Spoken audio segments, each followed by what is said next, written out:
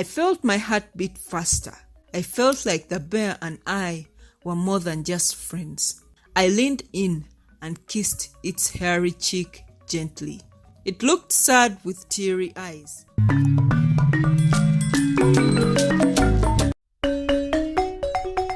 Hi, my name is Gulu. I am 28 years old and a married woman. Married to a 30-year-old husband, Onen, for 10 years. I am a very loyal wife. I have never cheated on my husband. I perform all my wifely duties like the patriarchy suggests. But my husband, Onen, is the exact opposite of marriage material. He beats me. He cheats on me with many women in our bed. He abuses me in all ways, He verbally insults me in public and private. And the funny part is, villagers just look on, supporting his behavior. After all, he's a man. We also live with his brother, Hooker. Hooker is 28 years old, just like me. He always defends me from Onen's violence and advised me to leave Onen for my own safety and life. But where would I go? My parents told me I have no place in their home if I ever divorced my husband. I have no working experience since my husband stopped me from working after getting married to him. This left me thinking a lot on what to do. Hooker always fights with Onen on my behalf, but he stopped when Onen threatened to kick him out. Instead, he yells at him, showing him the right way. During arguments, Onen always calls Hooker the cursed black sheep of the family. One evening, when Hooker wasn't around, Onen returned with another roadside girl to our house. I argued with them, blocking their way, but they both slapped me and beat me up to the ground and went straight to the bedroom and smashed live on our bed. I cried a lot and ran out of the house that night without thinking. I ran as fast as I could, feeling angry and crying terribly. Without knowing, I fell down flat and hard on the ground, bruising my leg. I writhed in pain, but it didn't hurt more than the pain in my heart. I thought about my life and my husband's betrayal. Honestly, sitting right there in the bush felt safer and comforting. Suddenly, I heard a loud roar, and behold, right there in front of me stood a bear. I'm not gonna lie, I was scared to my bones, but dying right there felt like a better option after everything Onen had put me through. I painfully stood up and looked directly at the bear, offering myself as a sacrifice. I was tired of living, and being killed by this bear was an easier way out for me. It looked right back at me. We stared at each other for a moment. Suddenly the bear sat down where I was seated. It looked at me like it was very disappointed, like it wondered why a human like me never feared a beast. I sat down beside it, looking straight in its beastly eyes, and said, "I'm scared as hell of you right now, but I would rather die than feel this pain in my heart." I knew I was talking to a beast, but somehow I felt the need to vent my sorrows and frustrations. I narrated everything from beginning to end, and what surprised me was how attentive the bear was. Tears streaming down its eyes like it understood what I was going through and talking about. I was shocked, wondering what was happening. Suddenly, the bear pulled me into a hug. This was the strangest thing yet most comforting thing I have ever felt. It felt warm amidst the coldness in the bush. Without knowing it, I fell asleep. During the sleep, I felt myself being carried away, but I was too tired to care. Next morning, I woke up in a tree house deep in the forest. It was like something from a storybook. The tree house was cozy and filled with soft leaves and moss. Sunlight peeked through the branches, making everything look golden and warm. The bear was there too. It had brought me berries and fresh water. It took care of me like a vulnerable child. It often licked my bruised leg, with its tongue, and soon my legs started to heal and feel better. I started to smile again, and the bear seemed happy too. We became good friends. Every day, I talked to the bear, and it seemed to listen and understand. It never got mad or sad. It just stayed by my side. We didn't talk because, well, bears can't talk, but we didn't need words. We understood each other's feelings. It was weird, but also wonderful. I felt loved and safe, something I hadn't felt for a long time. I loved my life with the bear in the forest. I never missed the village or the family at all. I hoped my brother-in-law Hooker was fine and safe. Often the bear seemed to disappear for some hours before returning. I figured it was probably looking for some non-vegan food. After all, it's a bear. One day, while it was away, I heard a noise. Someone was coming. It was Hooker, my brother-in-law. He had been looking for me everywhere. Hooker hugged me and said, "They've all been so worried," and asked if I was okay. I told him I've never been more fine. I then told him about everything and the bear. Hooker was a bit scared at first, thinking the bear would find him, but he relaxed when I told him it's harmless and gentle. I asked how he found me, since the treehouse was deep in the forest, and only someone who knew the place would find it. He hesitated, telling me some villagers saw me running and directed him, and from the bush, he followed the tracks. "The house isn't the same without you. Onen has been looking for you too, but not because he's sorry. He's just more angry," Hooker told me. "Onen is angry because he didn't expect you to run away from home after everything. He's going about saying you are weak and can't handle marriage." I felt so angry hearing about Onen, and from that moment, I knew I was better off here in the forest. I am happy here with the bear. We take care of each other, so I'm going to stay here for a while, I told Hooker. Hooker understood and promised to keep my new home a secret. He saw that I was happier and safer here in the forest than I was in the village with Onen. He left feeling sad after failing to persuade me. The bear returned in the evening as Hooker left.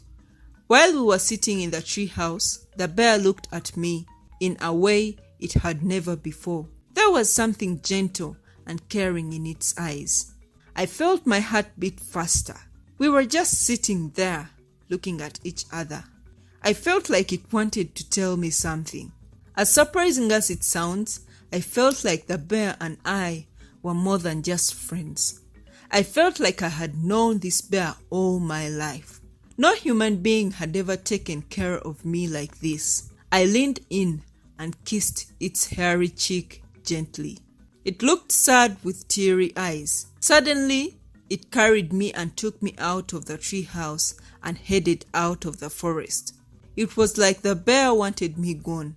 I felt sad and started crying profusely, knowing what it was doing. "Why are you doing this? Have I annoyed you? Was I burdening you?" I asked and cried, promising to look for my own food and not burden it. Tears were streaming out of its eyes while it made sad noises. Soon, we reached the road and it put me down, pushing me to go. Both of us cried profusely for a minute. I didn't want to go. I wanted to live there with my bear. We had a connection no one would ever understand.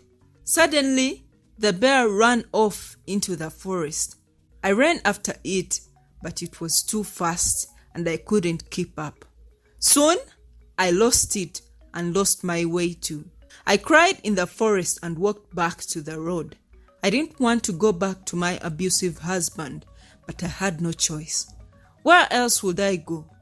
That night, I returned to my husband's house, looking wasted and sad. Onen welcomed me with a tight slap on the face, throwing me into a nearby basin. He yelled at me and asked who I think I am. Have I forgotten that I'm a married woman? How dare I run away from my husband?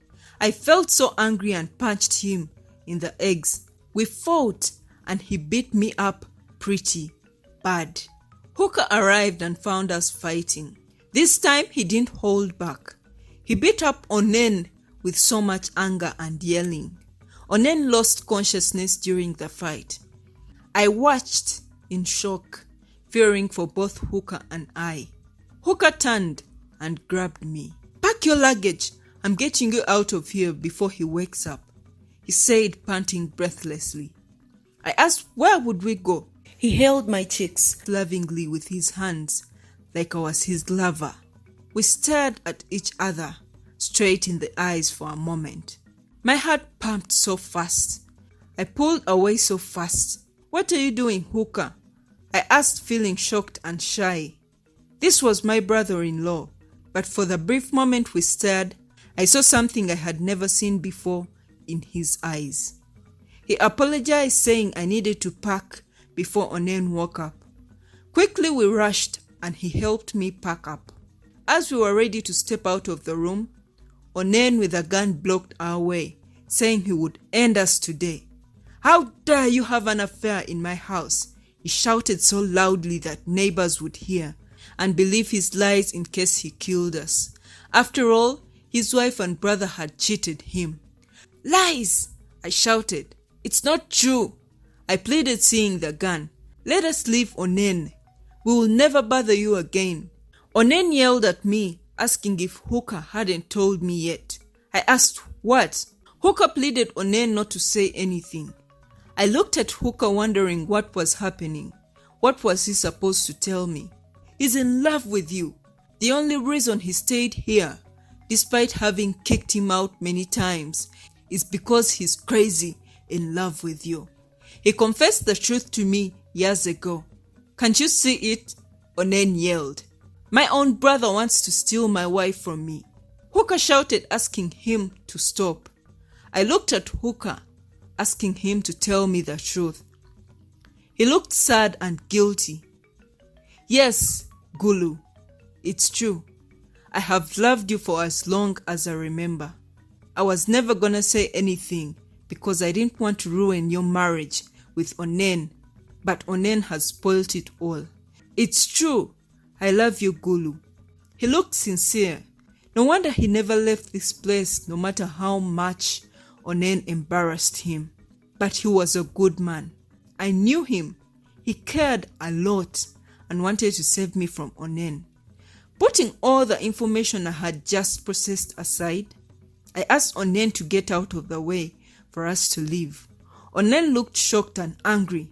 "After everything I've told you about this cursed brother of mine, you're still willing to choose him? You leave me no choice." Onen pointed his gun at me, ready to end me. Suddenly, in the heat of the moment, Hooker started to change form. He quickly transformed and turned into a bear that protected me all that time in the forest. I stood shocked and scared at the transformation. How could a human being turn into a bear? No wonder he knew exactly where to find me in the forest, because he was the bear that rescued me. I was scared for a moment.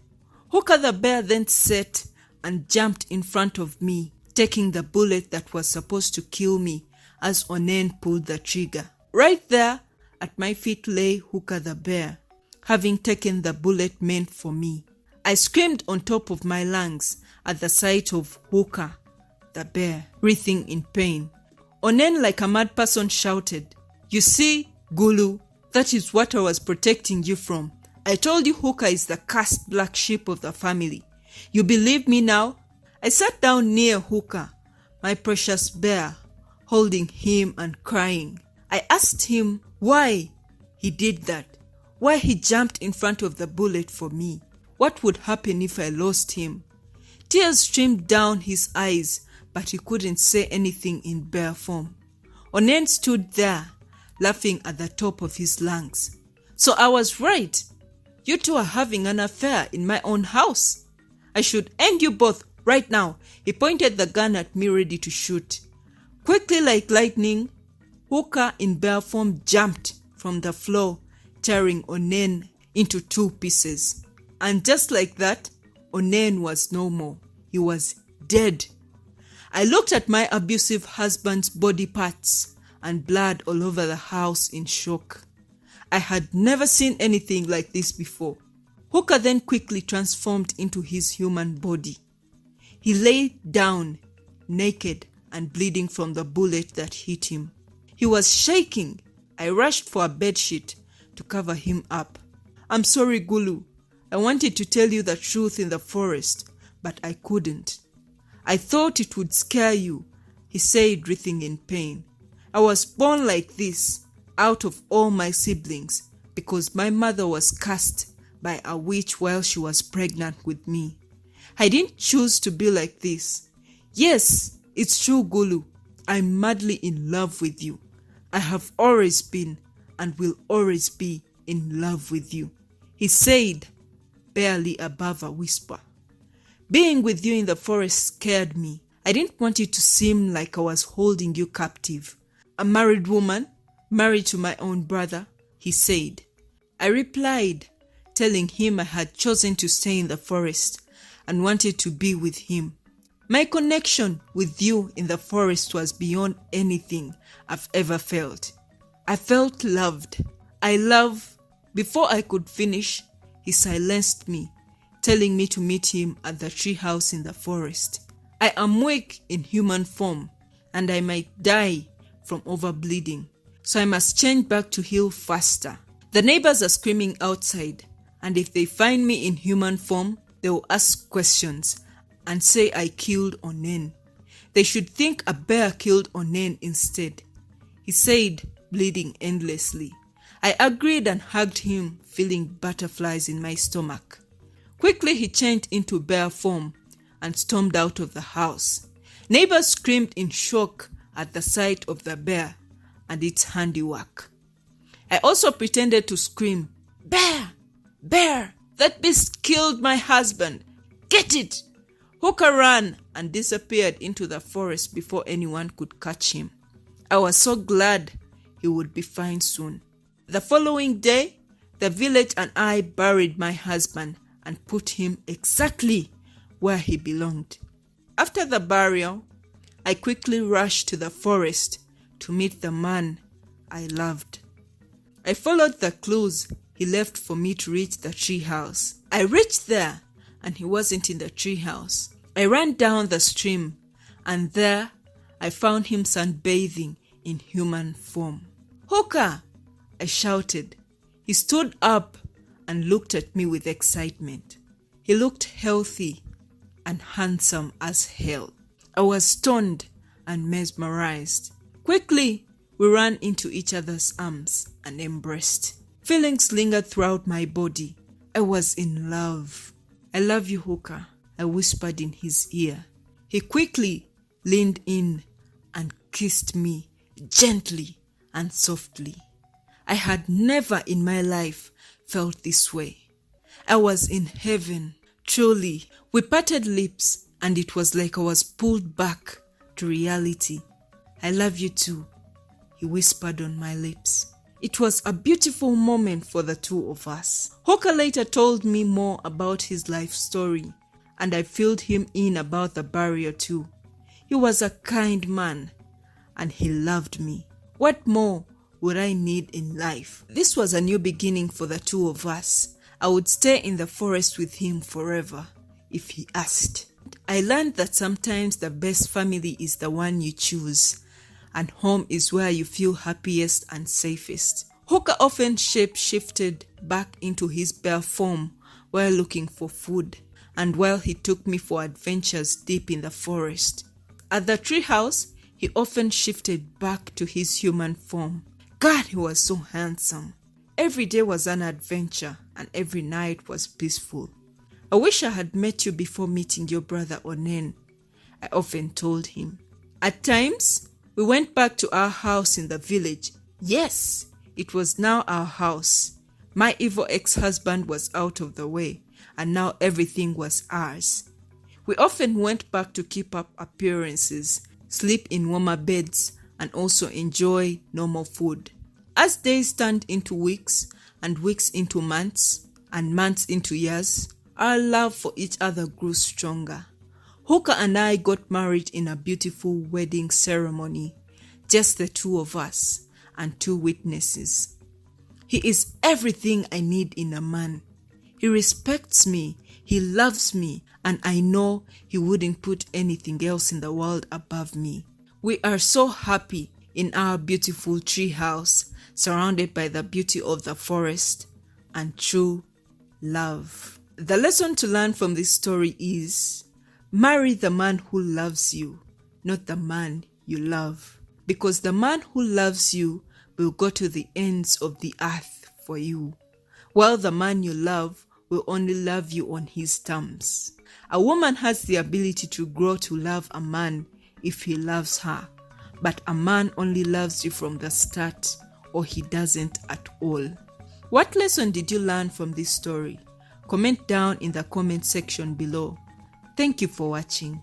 For more African stories and tales, please subscribe to the channel and don't forget to hit the bell icon so that you're notified every time I post new videos. Thank you for watching.